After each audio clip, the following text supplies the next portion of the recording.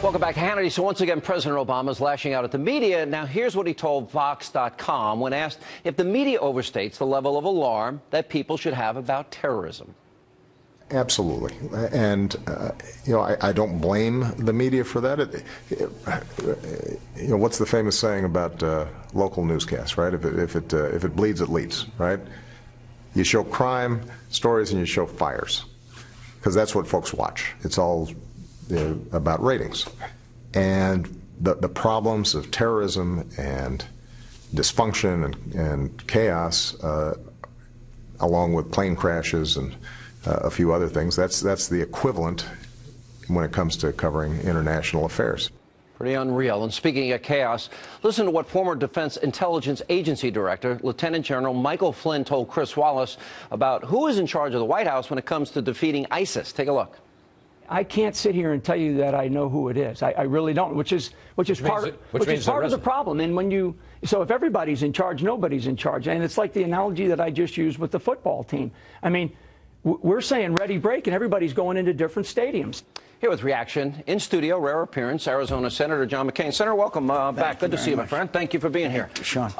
What is your reaction to what he said about overhyping Delusion or denial or combination of both. We've just had hearings in the Senate Armed Services Committee. The most respected people in America, George Shultz, Henry Kissinger, Zbig Brzezinski, Brent Scowcroft, every one of them, whether they're former Democrat administrations or Republicans, have said they have never seen the world in more turmoil, and the greatest threat is Islamic extremism, and the president's now saying that it's exaggerated and overhyped. And by the way, could I just mention, we now fear that a wonderful young woman who was a humanitarian working in a hospital in Aleppo, we hear that it's very possible that she may have been killed. What does it take to get this president's attention? Well, let me ask, why does this president... You heard what he said about the Crusades last week. Okay. 800 years ago. And we can talk history, but this is the reality of today. He won't say radical Islamist. He won't. He seems to be in denial. He said, the media overstates the risk of terrorism because stories about things like climate change aren't very sexy. Is he suggesting that climate change is more important? And why won't he say those words?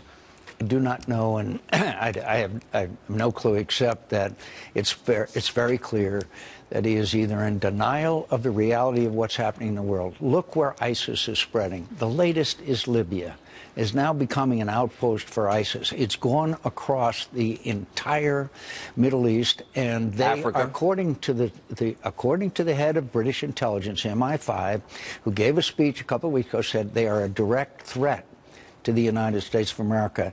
And that is an exaggeration when the head of British intelligence says that, Sean? I am telling you, I've been around a long time, as you know. I have never seen anything like this lack of leadership in my life. What do you think? Two stories that really got my attention. Number one, the administration said that John Boehner broke protocol, invited the Prime Minister of Israel to speak. Now one Democrat after another is not going. But more importantly, his former campaign staff is now in Israel actively campaigning against Bibi Netanyahu. And similarly, Joe Biden and John Kerry are going to meet with Bibi's opponent. They did meet with Bibi's opponent in Munich. Again, sheer hypocrisy. And by the way, it seems to me it is perfectly appropriate for the elected Speaker of the House of Representatives can invite someone to speak to the Congress. We're not inviting him to speak to Barack Obama. I think it's entirely appropriate. And there is so much at stake here that Bibi has to tell the American people about this threat of making a deal with the Iranians. That is an existential threat to the state of Israel. Clear and present danger. Clear. What about the president suggesting that the attack in Paris on this kosher supermarket, he actually went on to say it was somewhat a random act of violence. He talked about randomly shooting a bunch of folks in a deli in Paris.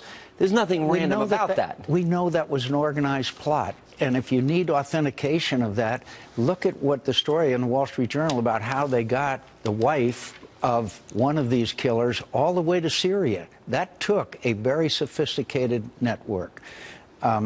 It's just, You know, it almost breaks my heart in a way. We haven't even talked about Ukraine and the Well, fact... I want to ask you one question about that. All right, the Russian economy is on thin ice. Yep. You've got cheap oil, Western sanctions. You got a 5% decrease in GDP and 15% increase in inflation. Yep. But I know the president met with Chancellor Merkel. He seems reluctant and resistant, even though Crimea and the Ukraine were pretty much annexed by Putin, to do anything to support them. Why? And 5,000 Ukrainians have been murdered. First time since the end of World War II that one country has dismembered a nation in Europe. And to not give them weapons to defend themselves will be down as one of the shameful chapters in American history. And the Chancellor of Germany and the President of France don't surprise me, but they should be ashamed too. Do you see the world now sort of separating and dividing, and radical Islamists and Iran and their relationship with Russia? Do you see a danger of a possible scenario under which a world war could break out? I'm not sure about a world war, but the spread of nuclear weapons, which will take place if Iran acquires them, I guarantee you it will neutralize and nuclearize the entire Middle East. That means that every nation in the Middle East, literally speaking, so radical Islamists with nuclear weapons, that's your existential threat. Exactly. Pay attention to what Bibi has to say when he speaks to Congress. Right. He won't be wrong. And so he's the only adult on the world stage. Well, thank you for speaking out, and thank you for educating the American people, because this president is delusional or in denial, but whatever it is, he is placing this nation in grave danger. You know, the last time I interviewed Bibi, he said, coming to a theater near you. That's scary, too. Thank you. When Baghdadi left Camp Bucca, the head of ISIS, and he said to his American captors, Camp Bucca was our American prison camp in Iraq, he said, I'll see you in New York. Scary. All right. Thank you, Senator. Appreciate it. Coming up,